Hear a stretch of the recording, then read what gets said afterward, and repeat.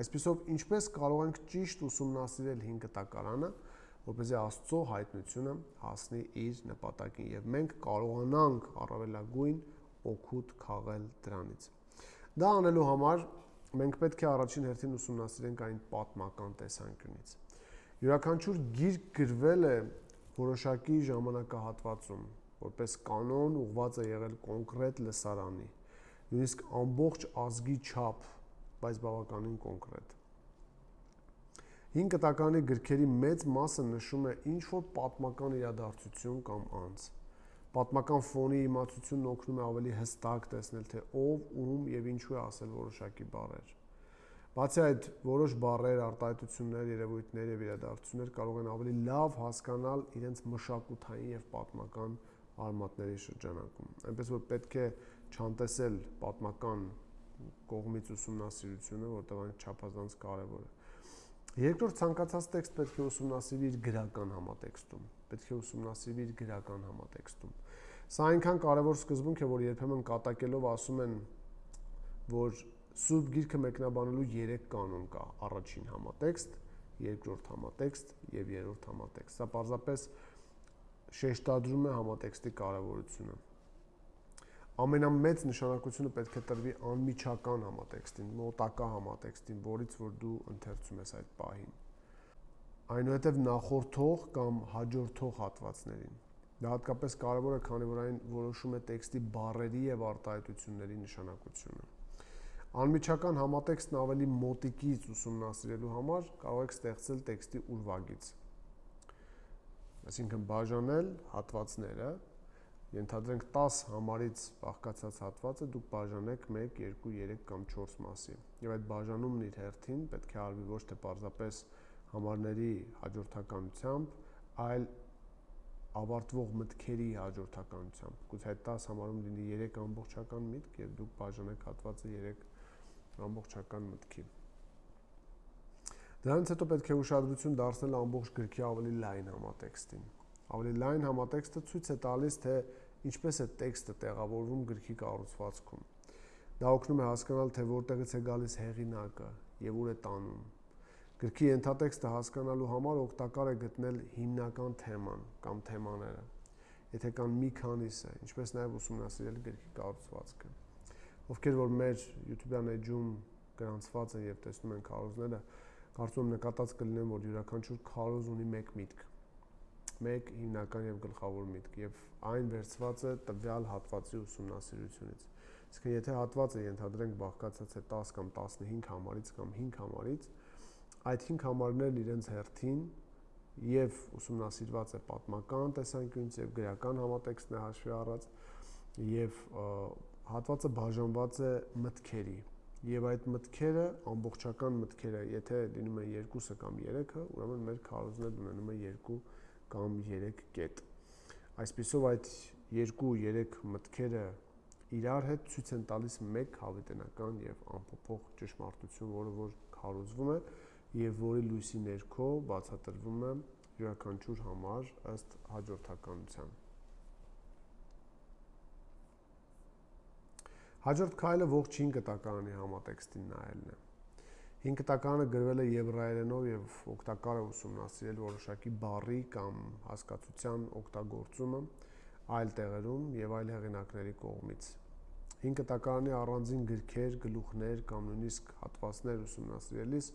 շատ կարեւոր է կարողանալ տեսնել եւ հիշել ամբողջ գրքի, ինչպես նաեւ ամբողջ 5 կտակարանի ընդհանուր պատկերը։ Վերջապես կարելի է գնահատել, թե ինչպես է տեքստը առնչվում Աստվածաշնչին որպես ամբողջություն, այսինքն քո ուսումնասիրած տեքստը այն ինչ որ կերպով կապ ունի ամբողջ Աստվածաշնչի հետ, եւ դա կարող ես տեսնել նաեւ ամբողջ Աստվածաշնչում։ Երրորդ 5 կտակարանը պետք է ուսումնասիրվի հաջորդաբար, այսինքն հաշվի առնելով հայտնության աստիճանական զարգացումը։ Առաջադեմ հայտնության սկզբունքն է սա, որի մասին մենք անցած անգամ խոսել ենք։ Այսինքն Աստծո հայտնությունը աստիճանաբար է տեղի ունեցել, պրոգրեսիվ հայտնություն է սա կոչվում։ Այս սկզբունքը ենթադրում է, որ թեև Տերը հայտնեց իր կամքը տարբեր մարդկանց, նա դա արեց հաջորդաբար, մի մարգարեից մյուսը։ Մարգարեները էստաֆետը փոխանցեցին միմյանց, կարծես իրենց հավանության կնիքը դնելով նախորդ գրքերի վրա եւ իրենց գիրքն ավելացնելով դրանց վրա։ Յուրաքանչյուր մարգարե կարող էր ծանոթ լինել եւ սովորաբար ծանոթ էր նախորդ մարգարեների գրքերին, բայց բնականաբար չէր կարող իմանալ հետագա գրքերի բովանդակությունը։ Շատ մարգարեներ ուղղակիորեն մեջբերում են կամ անուղղակիորեն հղում են անում նախորդ հայտնության բառերին, արտահայտություններին կամ հասկացություններին։ Քանի որ Իսրայելն ապրում էր Աստծո հետ ուխտի հարաբերությունների համատեքստում, Աստծո պահանջներն այս ժողովրդին, Աստծո պատիժը եւ իրոք նրանց հետ նրա բոլոր հարաբերությունները որոշվում էին Մովսեսական ուխտի միջոցով։ Ըստ այդմ մարգարեները որպես Աստծո խոսնակներ գործել են Մովսեսական ուխտի համատեքստում։ Նրանց շատ հայտարարություններ, որոնք առաջին հայացքից կարող են անկախ եւ նորարար թվալ, իրականում հիմնված էին Հնգամատյանի օրենքի վրա։ Իսրայելի դեմ նրանց առաջադրած մեղադրանքները հիմնված էին ժողովրդի կողմից օրենքի պատվիրանները խախտելու վրա։ Նրանց հռչակած պատիժները վերցված էին օրենքի անեծքներից, օրինակ 2-րդ օրինաց 28-րդ գլուխ, 29-րդ գլուխ։ Այն օրհնությունները, որոնք նրանց խոստացել էին, եթե հնազանդվեին, կապված էին Մովսեսական ուխտի օրհնությունների հետ։ 4-րդ 5 կտակարանը պետք է ուսումնասիրվի հաշվի առնելով հեղինակի մտադրությունը։ Սա չափազանց կարևոր է։ Այլ կերպ ասած, կարիք չկա շտապել նոր կտակարանում ակնհայտ պատասխաններ գտնելու։ Հաճախ մենք սխալ ենք հասկանում նոր կտակարանը հենց այն պատճառով, որ չենք ուսումնասիրել հինը։ Հեղինակային մտադրության սկզբունքը կոչվում է նաև միանշանակության սկզբունք։ Ըստ այս սկզբունքի տեքստն ունի մեկ իմաստ, այն ինչ հեղինակը դրել է դրա մեջ։ Սա չի բացառում բարդ աստվածաբանական հասկացությունները, տիպաբանությունը կամ գրական միջոցները, այլ միայն հեղինակի կողմից նախատեսված ձևով եւ չափով։ Հիմնական բանը հիշելն է, որ տեքստի իմաստը որոշվում է ոչ թե նրանով, խնդրում եմ ուշադիր, թե ինչ կցանկանար տեսնել ընթերցողը, այլ նրանով, ինչ էր ուզում ասել հեղինակը։ Ստացվում է, որ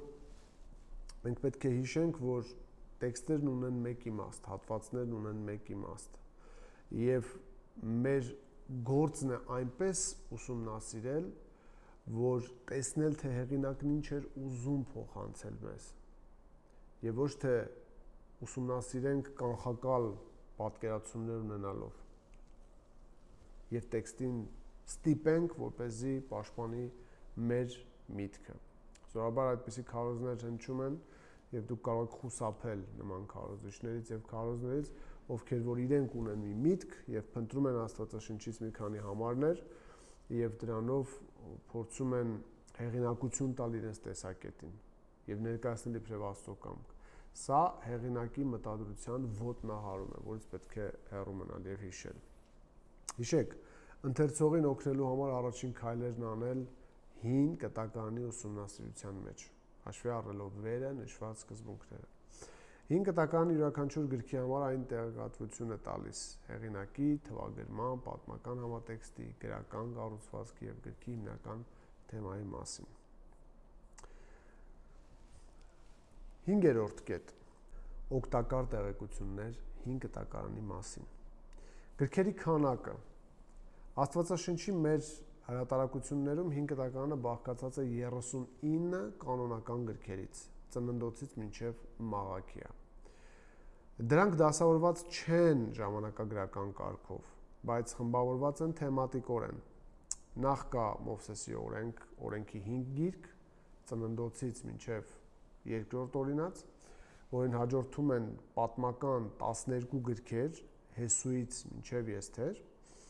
այնուհետև 5 բանաստեղծական գիրք, Հոբից մինչև Երկերքոց, եւ վերջապես 17 մարգարեական գիրք Եսայա մարգարեությունից մինչև Մաղաքիա։ Հրեական ավանդույթի համաձայն նույն 39 գրքերը դասավորված են մի փոքր այլ կերպ, ինչի արդյունքում ստացվում է 24 գիրք։ Կարծնեք ինչու է այդպես։ Առաջին եւ երկրորդ թագավորացը համարվում է մեկ գիրք, գիրք Սամուելի։ Երրորդ եւ չորրորդ թագավորացները նույնպես համարվում են մեկ գիրք, թագավորների։ Նույնը վերաբերվում է առաջին եւ երկրորդ մնացորդացին։ Երեմիայի ողբը միանում է Երեմիայի գրքին, տեսնում եք, արդեն կրճատվում է գրքերի քանակը։ Եվ 12 փոքր մարգարեները նույնպես միավորվում են մեկ գրքի մեջ։ Պատկերացնում եք, որը պայմանականորեն կոչվում է 12-ի գիրք։ Արդյունքը 24-ն է։ Թվային զուգադիպությունների հանդեպ սիրո պատճառով, բացի սրանից, Հռութը երբեմն ավելացվում է դատավորների գրքին։ Իսկ Նեհեմիան Եզրասին, կրճատելով գրքերի ընդհանուր թիվը մինչև 22, ինչը եբրայերեն այբուբենի տառերի թիվն է։ Օրինակ Հովսեփոսը գրում է. մենք չունենք անթիվ գրքեր, ընդ որում միմյանցից շեղված եւ հակասող հույների նման։ Մենք ունենք ընդամենը 22 գիրք, որոնք ընդգրկում են մեր ողջ անցյալի պատմությունը եւ իրավամբ համարվում են լիովին վստահելի։ Պետք է հասկանալ, որ Հովսեփոսի հիշատակած 22 գրքերը նույն 39 կանոնական գրքերն են, որոնք որ մենք ունենք, որը կազմում է մեր ունեցած ամբողջ 5 կտակարանը։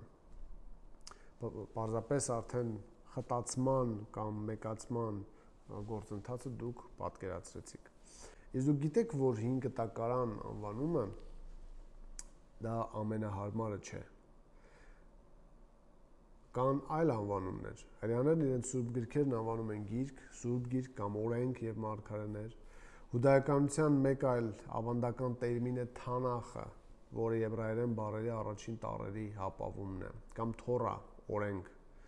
Նևիմ, մարգարեներ եւ Կետուվիմ, այլ սուրբ գրություններ։ Սա արտացոլում է հրեական կանոնի գրքերը 3 համապատասխան բաժինների բաժանելու ավանդույթը։ Գիտեք ով է հորինել քրիստոնեական 5 կտակարան անունը։ Ալեքսանդրիայի եկեղեցու հայր Օրիգենեսը, մեր թվարկության մոտ 185-ից 254 թվականներին,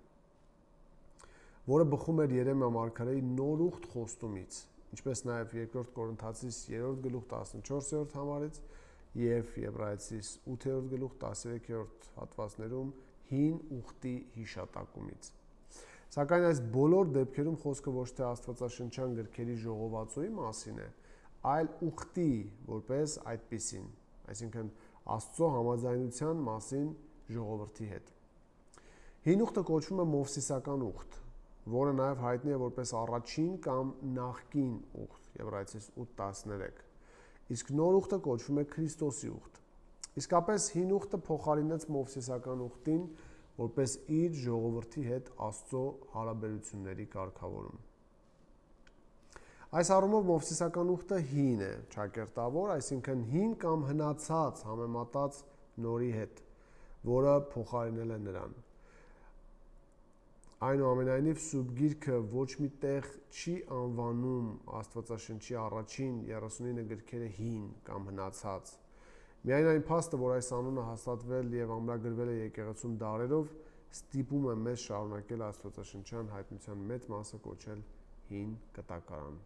Բայց հիշեք, որ այն հնեցման կամ հինը կամ անպիտան լինելու իմաստով չէ։ Հեղինակներ եւ ժամանակաշրջան։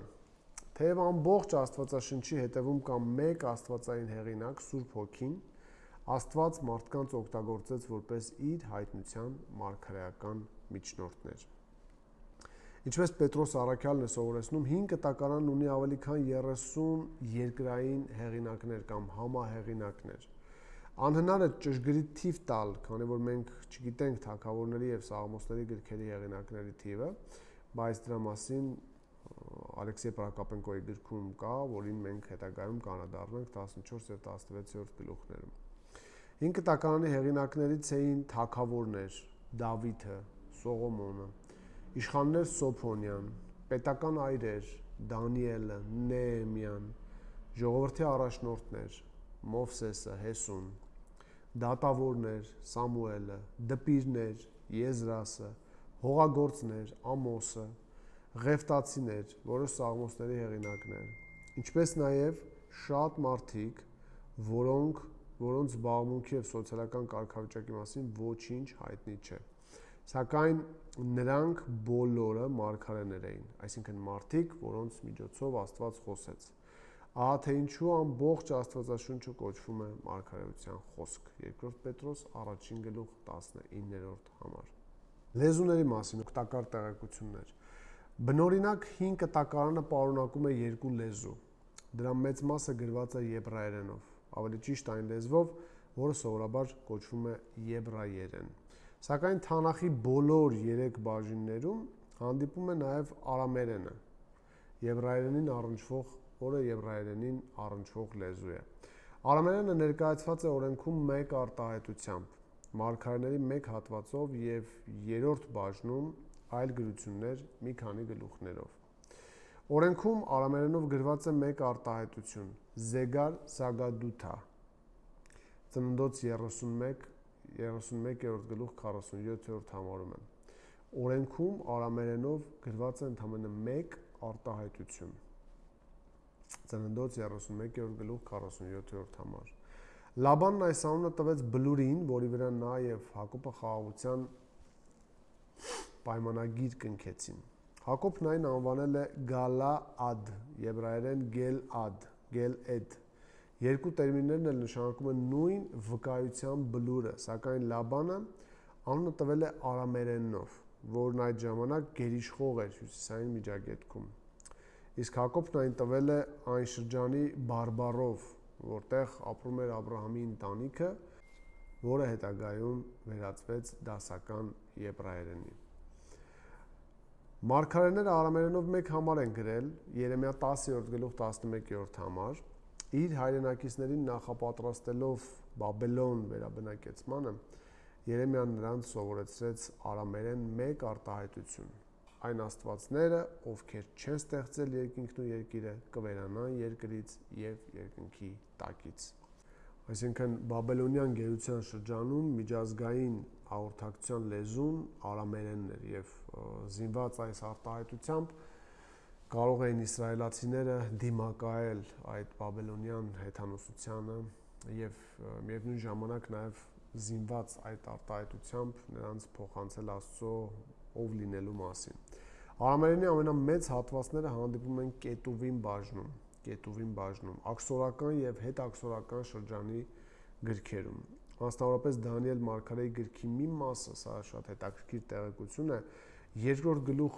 4-րդ համարից սկսած մինչև 7-րդ գլուխ 28-րդ համարը գրված է արամերենով։ Պատկերացնում եք, առաջին 2 գլուխները գրված է եբրայերենով, 2-րդ գլուխ 4-րդ համարից մինչև 7-րդ գլուխ 28-րդ համարը գրված է արամերենով, այնուհետև նորից գրված է եբրայերենով։ Ըստ երևույթին Դանիելը ցանկանում էր, որ 2-ից 6-րդ գլուխներում Աստծո հրաշքների պատմությունները եւ 7-րդ գլխում ապագա մեսիական թագավորության հաստատման մասին ընդհանուր ճշմարտությունը ըմբռնելի կամ ընթեռնելի լինեն հեթանոսների համար եւս։ Այսինքն շատ հավանական է, որ գրել է այս գլուխները ավետարանական նպատակների համար։ Սա շատ հետաքրքիր է։ Եզրասի արամերեն գիրքը նամակագրություն է տալիս քանանացի կառավարիչների եւ Պարսից արքունիքի միջև։ Երևում է, որ Եզրասը որոշել է մեջբերել այս նամակների բնօրինակները։ Այս առնչությամբ Պաղեստինյան Թալմուդն ասում է. «Մի արհամարեք արամերեն լեզուն, իմանալով, որ Սուրբին,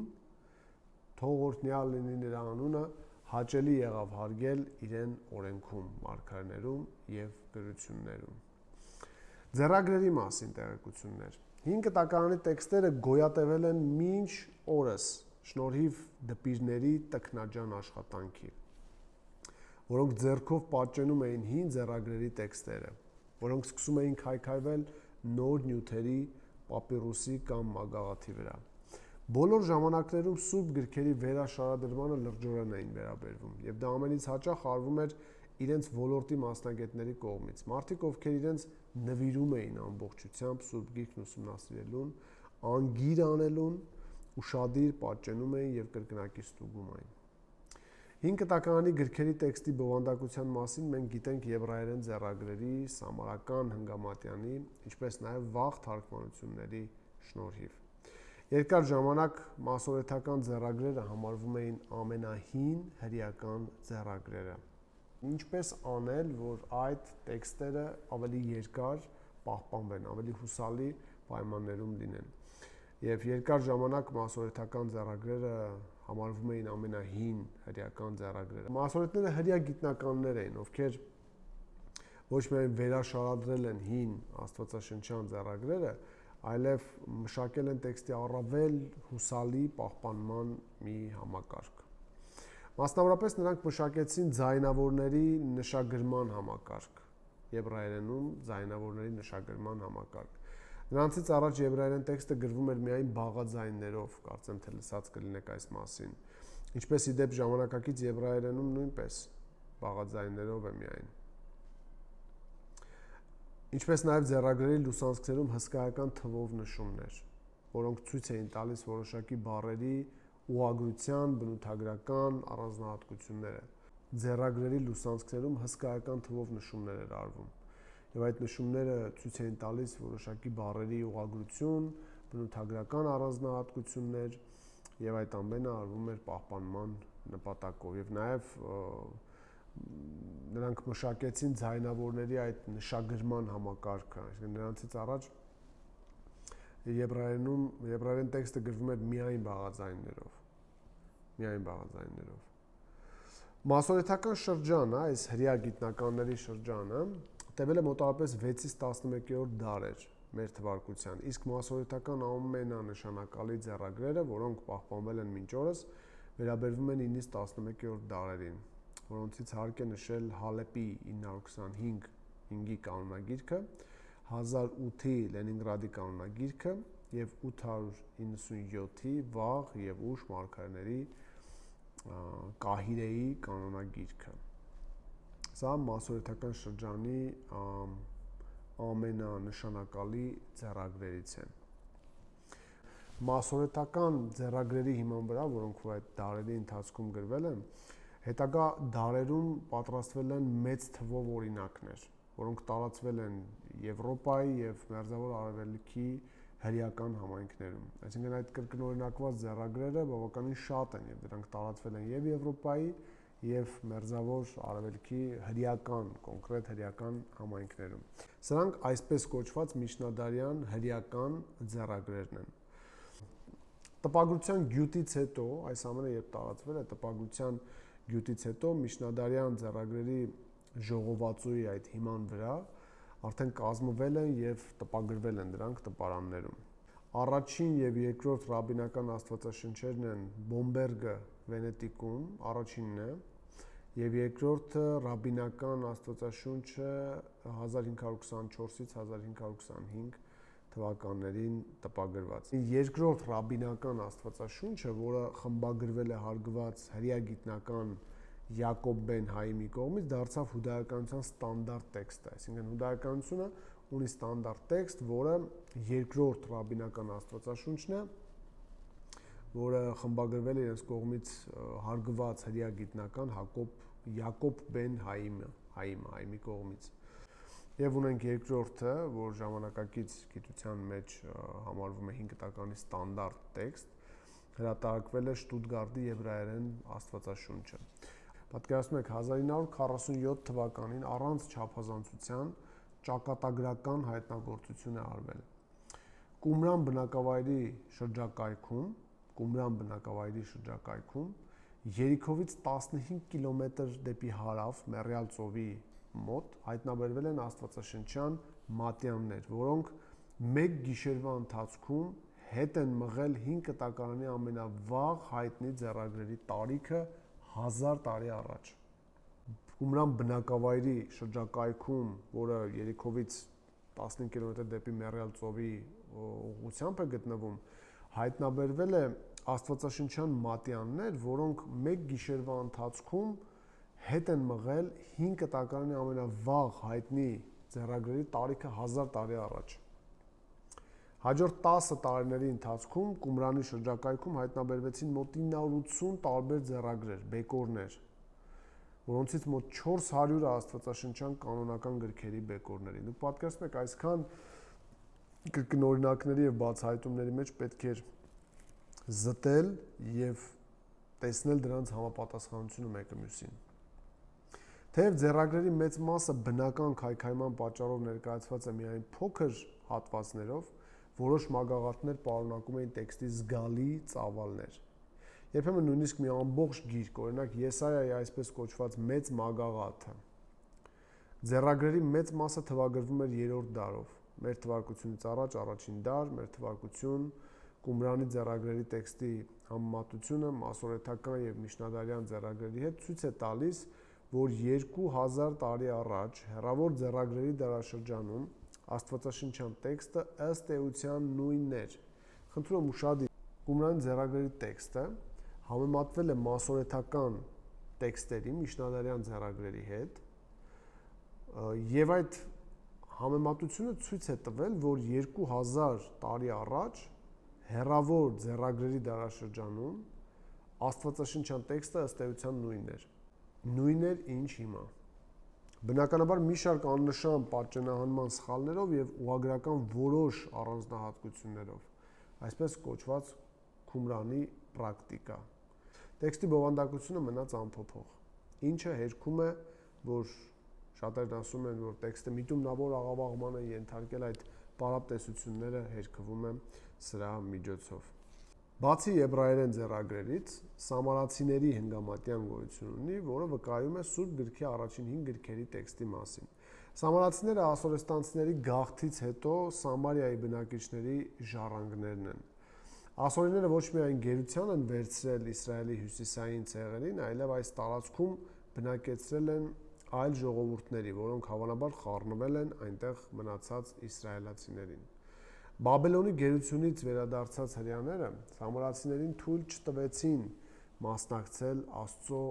համատեղ երկրպագությանը։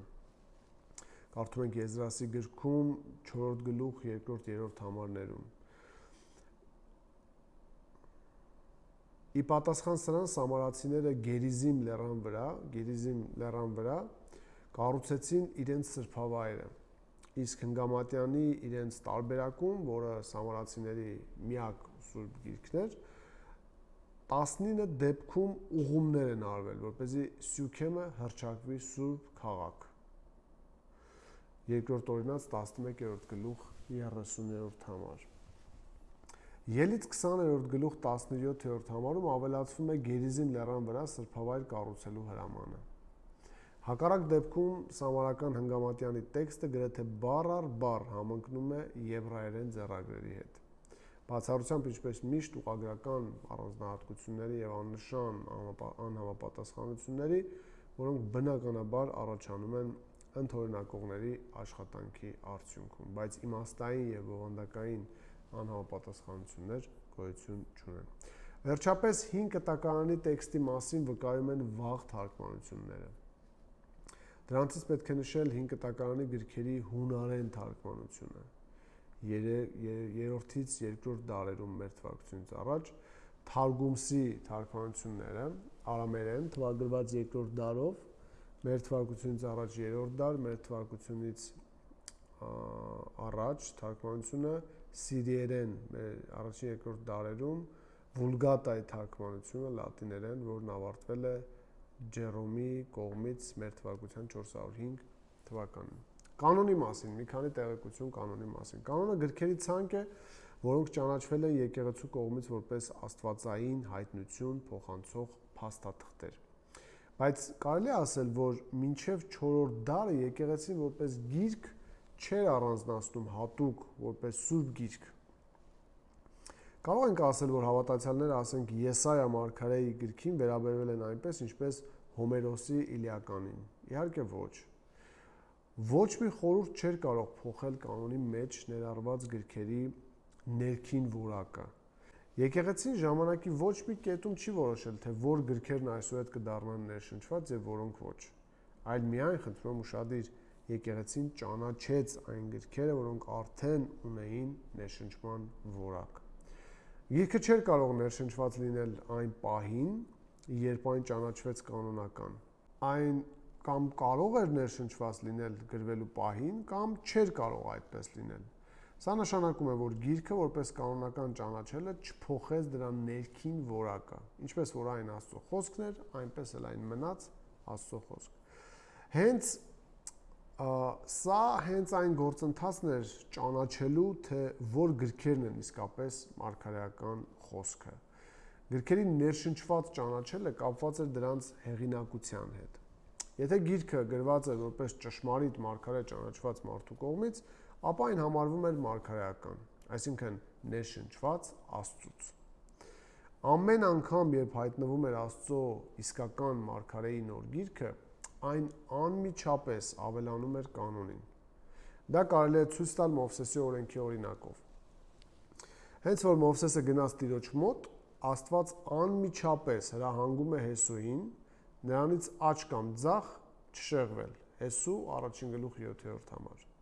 Եվ մի քանի տարի անց Հեսուն իր հերթին հրահանգում է ժողովրդին։ Այսպիսով Մովսեսի օրենքը Իսրայելում ճանաչվեց որպես հեղինակավոր նորմ Մովսեսից անմիջապես հետո, Հեսուի օրերում։ Աստծո մյուս մարգարեների գրքերի ընդունումը մոտարապես նույն օրինակին հետևեց։ Հետաքրքիր վիճակագրություն ևս եւ ավարտենք այս երկար ծավալուն ներածությունը։ Աստվածաշնչի ամենաերկար գիրքը 5 կտակարանի Սաղմոսների գիրքն է։ Այն ունի 150 գլուխ։ Եվ ծավալով միայն այս գիրքը կազմում է ամբողջ Աստվածաշնչի մոտ 6%-ը։ Աստվածաշնչի ամենաերկար գլուխը Սաղմոս 119 է։ Այն պարունակում է 176 համար, եւ այս Սաղմոսի յուրաքանչյուր հատվածում գուցե մեկ բացառությամբ, ինքներդ պարզեք, թե որ համարը, օգտագործվում է Աստծո խոսքի ինչ-որ հոմանիշ, օրենք, հայտնություն, նրա ճանապարհներ, պատվիրաններ, կանոններ, խոսք եւ այլն։ Նոր կտակարանում ամենահաճախ մեջբերվող գիրքը նույնպես Սաղմոսարանն է։ Նոր կտակարանը պարունակում է 79 ուղիղ մեջբերում Սաղմոս 4-ից, 4-րդ Սաղմոսից։ Երկրորդ տեղում Եսայի գիրքն է, 66 ուղիղ մեջբերում։ Երրորդում երկրորդ Օրինացը, 50 ուղիղ մեջբերում։ Ապա Ելիցը 44 մեջբերում, հետո Ծննդոցը 34 մեջբերում։ 5 կտակարանի մնացած գրքերը շատ ավելի քիչ են մեջբերվում,